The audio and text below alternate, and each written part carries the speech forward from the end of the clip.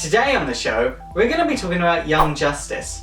If you didn't know that even though Young Justice and Teen Titans had a few of the same members, they actually very rarely crossed over, then this show is for you.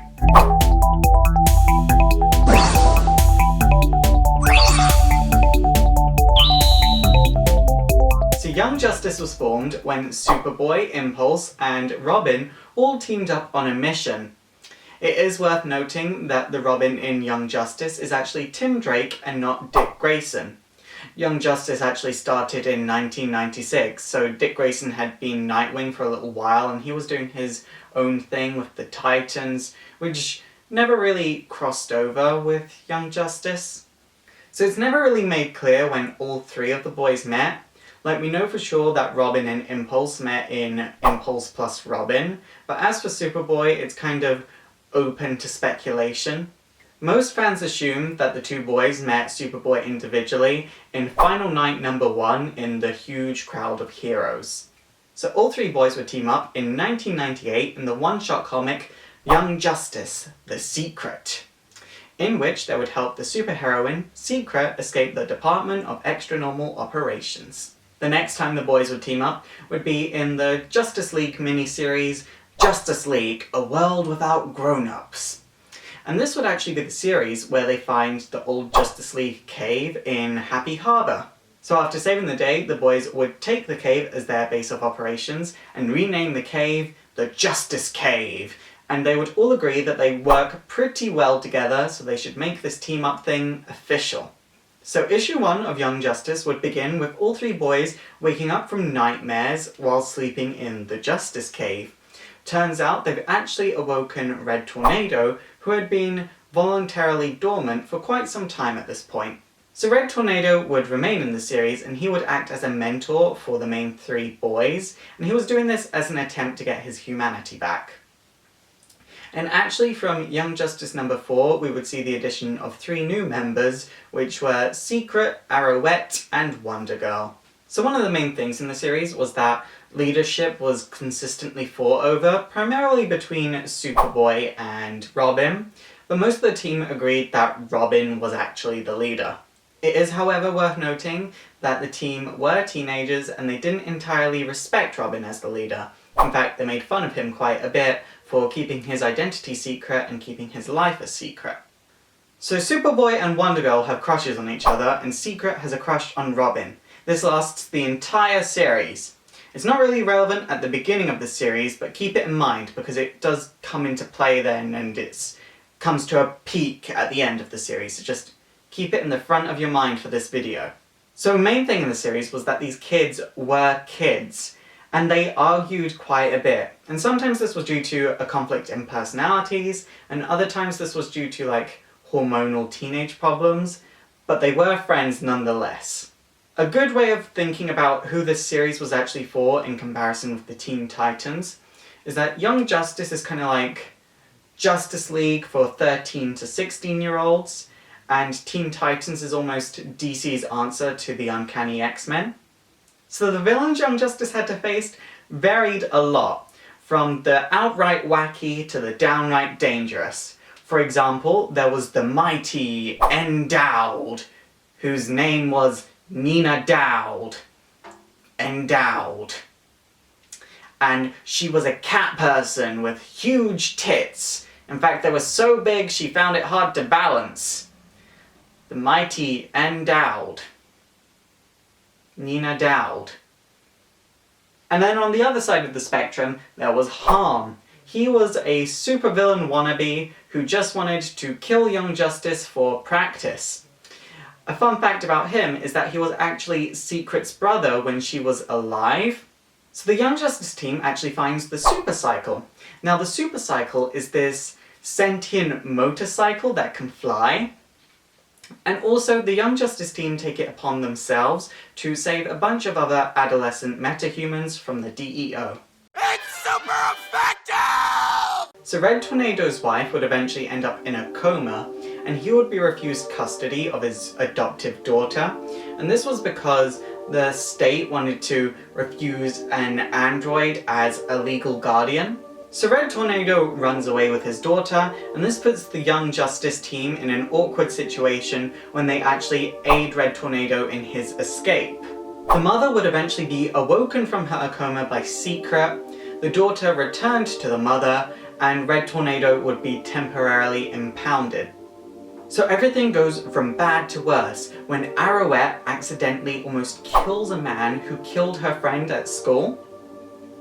And the media was already stirring up a bunch of stuff saying how adolescent superheroes were too reckless and they were more of a danger rather than a solution. So obviously at this point the situation is tense, but things get even worse when the Young Justice team accidentally deface Mount Rushmore when they were trying to save Secret from being captured by the DEO. In Washington, petitions started circling to try and stop adolescent superheroes from even existing. But weirdly enough, these petitions were actually being led by a group of Golden Age sidekicks that had been forgotten about, and they called themselves Old Justice. Arrowette actually blames herself for everything that's happening and quits crime fighting totally. This upsets Wonder Girl, who was her best friend. And also, in the middle of all the drama, a company called Agenda actually kidnapped Superboy and replaced him with a clone called Match. So the team would eventually meet a new heroine called Empress, who turned out to be Anita Fight, who was the daughter of Donald Fight, who was one of the agents that had been plaguing the team up until this point. All of these events lead up to Young Justice, Sins of Youth, which was released in March of the year 2000, and it is set between Young Justice number 19 and number 20. You see, the team's troubles just comes to a peak when a chain of events involving Caloron the Witch Boy actually cause all Justice League members, Titans members, Young Justice members, and a few even freelance heroes to either age to adulthood or de-age to adolescence. So it turns out all of this was thanks to Agenda, who in turn were being led by the former wife of Lex Luthor, Consenta Erika Alexandra del Porcena. Turned out she had been behind everything, and it was her goal to discredit all heroes, young and old, and her way of doing this was to attack the weak link, which were obviously the adolescent Young Justice. So obviously all the heroes scattered to try and reverse the magic, but what's important to take note of is this is the first time that we actually get to see what the DC universe might look like one day in the future, when all the teenage heroes are adults. This event is actually what caused Starman to hand over his mantle to the second Star-Spangled Kid, Courtney Whitmore, which in turn led her on to becoming Stargirl. It's important to take note that the end of this event actually features the end of the original 6 members of Young Justice, and there will be 2 new members, which were Empress and Lil Lobo. So after the crisis, the negativity around young heroes quiets down a lot, and the young heroes make up with their mentors and the government. Also, Superboy temporarily loses his powers, and he begins to age normally again, which is something he lost the ability to do in his own title, so for a while he'd actually been stuck at the age of 16. The team would relocate their headquarters and take a short leave of absence from Young Justice, which of course called for a substitute team to come into play. This substitute team consisted of Beast Boy, Batgirl, Flamebird, Captain Marvel, Junior, and Lagoon Boy. And their adventure basically saw them intervening in a battle royale between Caloron the Witch Boy and Lil Lobo. It's super effective! So Sissy, Arrowette in her civilian form, would eventually be selected to take part in the year 2000 Summer Olympics.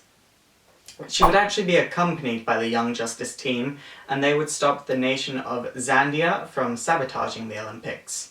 The team actually come into contact with Empress once again, and they find out who she really is, and they accept her nonetheless, though Sissy initially rejects her, feeling replaced. So the team eventually go out into space to help the former sidekick of the former Green Lantern. But the funny thing is that this guy was actually in Old Justice, but now he's going to Young Justice for help. So the team go to his previous homeworld of Mirg to protect it from invading forces. While on the way, they actually encounter Lil Lobo, who comes along because he likes violence.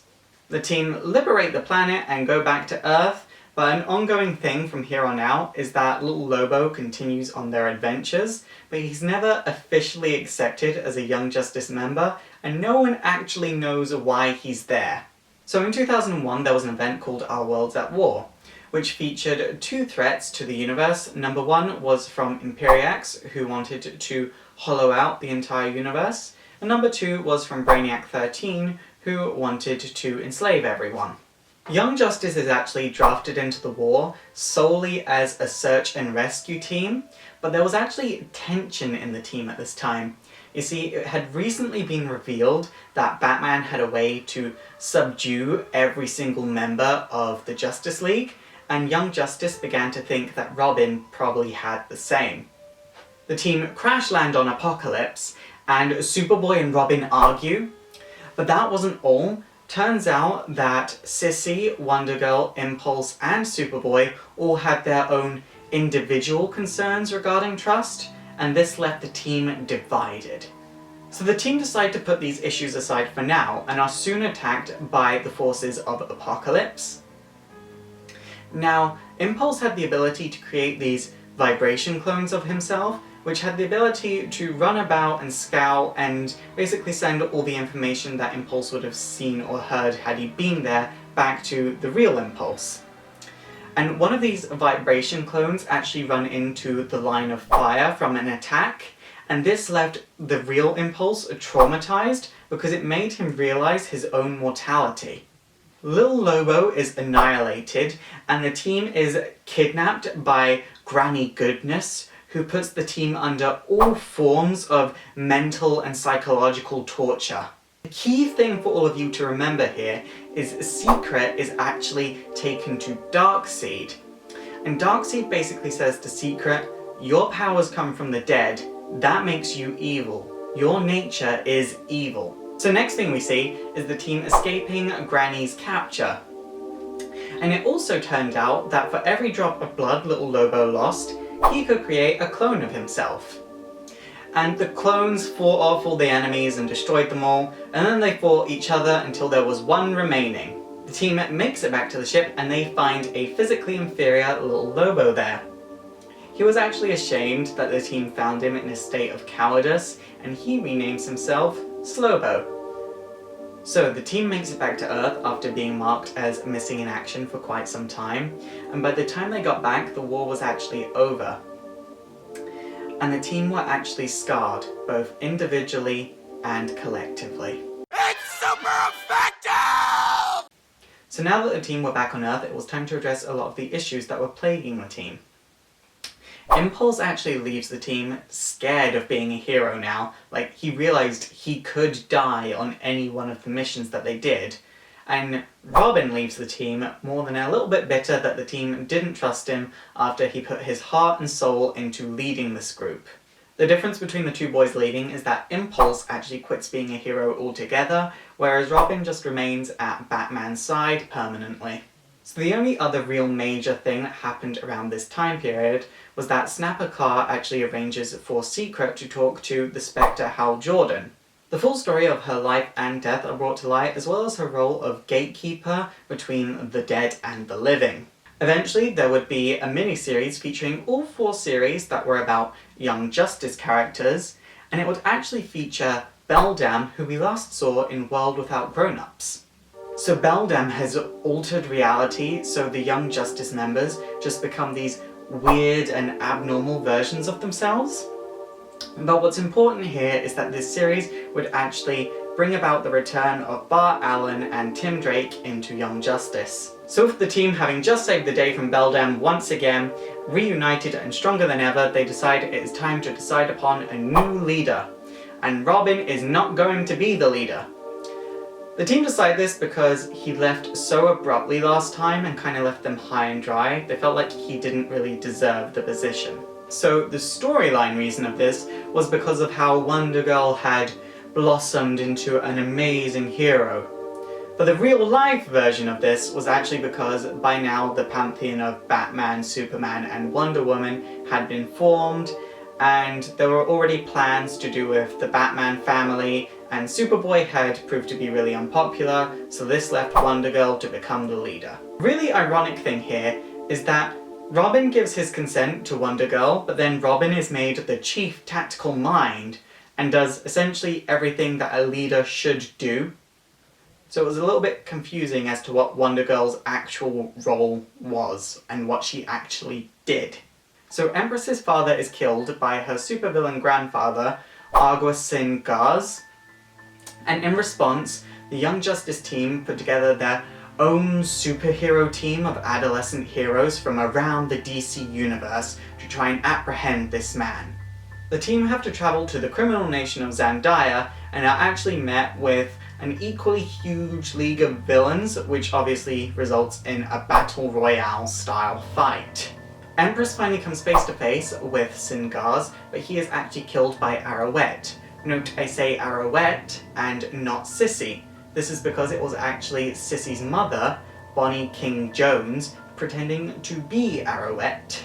Empress now has to look after two infants that were created in Sin Gaz's lab, who are actually the reincarnations of her own parents. It's super effective! So now we're at the final storyline in the series, which is all about Secret.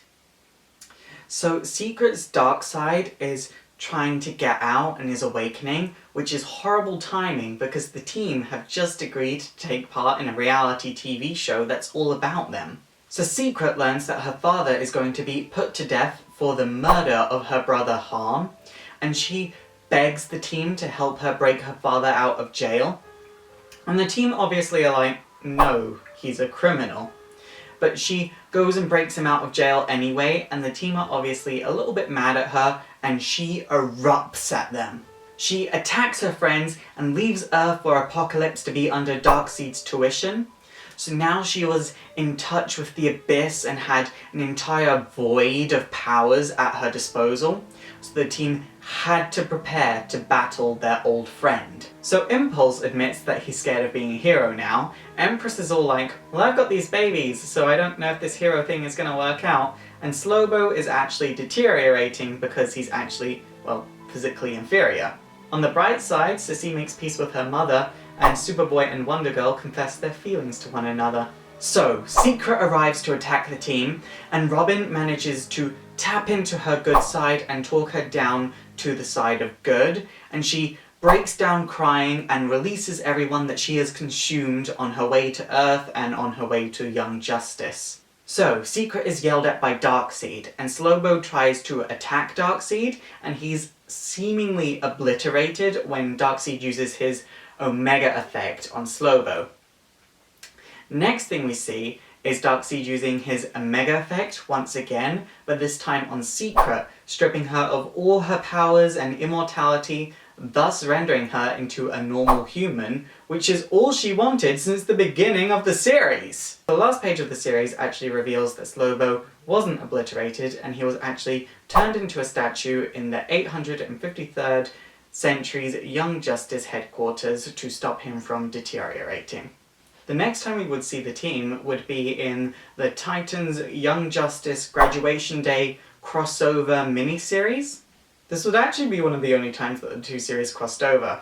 And it was basically about an android comes from the future and attacks the teams, leaving Empress, Argent, Cyborg, and Jesse Quick hospitalized. The android then awakens a Superman android that was in the care of Star Labs, and this Superman android turns out to be hostile, and this results in the death of the Titans Lilith and Donna Troy. Obviously, both teams are horrified by this development, but no one more so than Wonder Girl, who is disgusted that she couldn't save the two of them, and she just lost a friend and her predecessor. She begins to see Young Justice as a team ineffective, and she turns away from the group, and thus Young Justice is officially dissolved. None of the team would communicate till Robin, Wonder Girl, Superboy, and Impulse are brought together by Cyborg, Starfire, and Beast Boy to join the new Teen Titans. Next time Young Justice would even be mentioned was in Teen Titans number 50, when Robin and Wonder Girl take a walk down memory lane. They actually don't talk about Young Justice explicitly, but they're more talking about their days with Bart Allen. You see, Bart Allen has just died, which obviously those two are sad about because they were in Young Justice with him. And they basically talk about how he was more than just Impulse in title. His entire personality was Impulse, and they are going to miss that. Obviously he's revived later on, but I'm not going to talk about that. You're just going to have to wait till my History of the Flash video. It's super effective! Okay guys, that is it for today. Remember to leave a comment down below if you think I've missed anything about Young Justice, and also remember to thumbs up this video and subscribe. My name is Faust, this has been Exploring Comics, and it is super effective.